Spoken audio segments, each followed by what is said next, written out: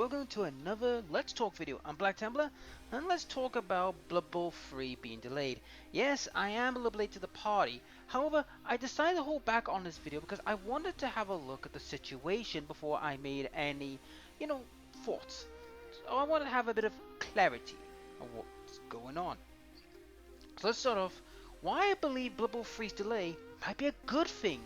Now, some of you may think, wait, a good thing? Are you crazy? We've waited this game for a long time. Why is it a good thing?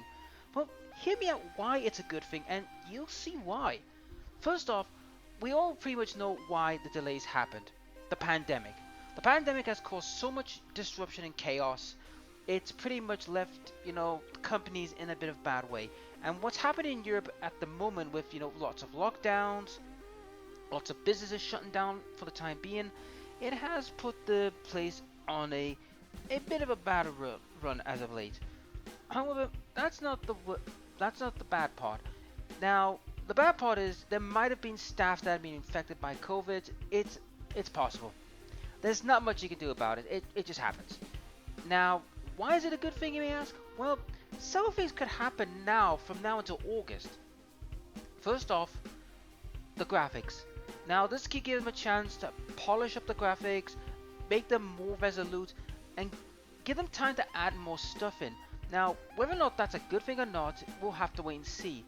Because, as you all saw from the trailer way back in December, where, they were at the French, game convention, and they showed off what they were going to do, it's kind of now going to be a question mark of what if they're going to, upscale the graphics further to give more crisper and cleaner, imagery.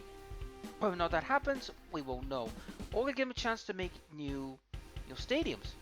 We don't know yet because we haven't had a look at what's going to be in the game with stadiums and all that. All we do know is we're going to have options to do customization and have, 12 teams, which were finally announced, which we now know it's going to be 4 brand new teams and 8 established teams. So that's all well and good. Now, the question we must ask ourselves is, what will be the next part that I think is good? Which is rule changes. Now, I know what you're thinking. Wait, rule changes? Hear me out. As many of you know, or may not know, Blood Bowl 2 did not get the 2016 rules set until the Legends Edition. However, because now they've had more time, they were able to implement the 2020 rules, and also it'll give them time for any routines that Games Workshop does to Blood Bowl to switch, because as you well know with Blood Bowl, there could be rule changes if certain rules were busted, if certain rules were overpowered or underpowered.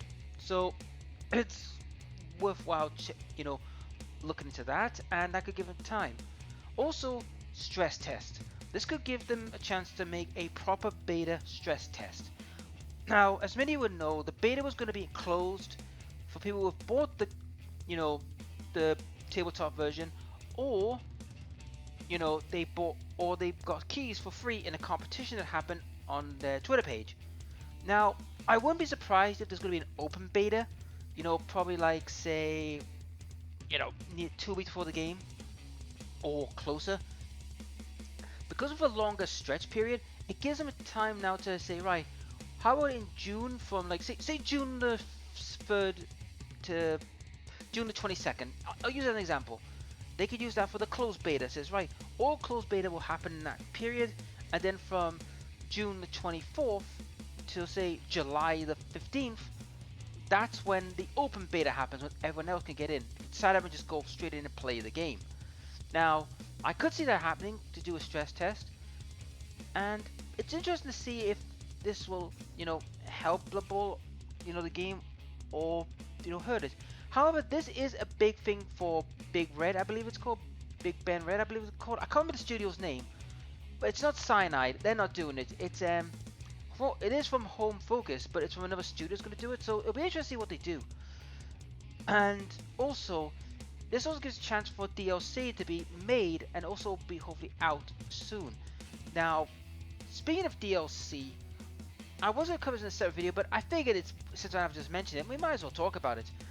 DLC wise, I said a while ago it will be either packs or individual. We all know there's going to be a Legendary Edition. that is pretty much guaranteed. Where it's going to have like probably the last 8, probably last 7 teams. But what's going to be in the middle of it? Well, if it's anything like they've done before, I wouldn't be surprised if we get, you know, things like a green like horde pack or a underworld pack or a lustria pack. We don't know. But the question we must ask ourselves is which DLC will come first. It's hard to say at the moment, but or undead pack, because now the legendary teams have now been announced, and this also gives, you know, the creators a little more time as well on another front, and that is if any new team comes out.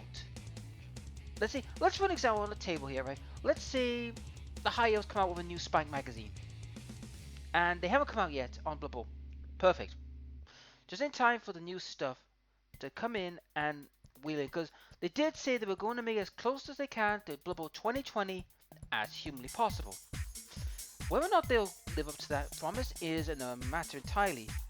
But also, as I said before previously, that this gives them a chance, you know, to set up their skills basically.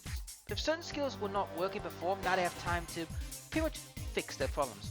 I hope they do fix some of the bugs, like the dice bugs and all that, but it's all we have to wait and see. But anyhow, what do you think? Do you think this is a good time for Blood Bowl to be delayed a little bit? Or do you believe that they should have brought it out on that time frame? What are your thoughts? Anyhow mates, I'll see you in the next video. Ciao!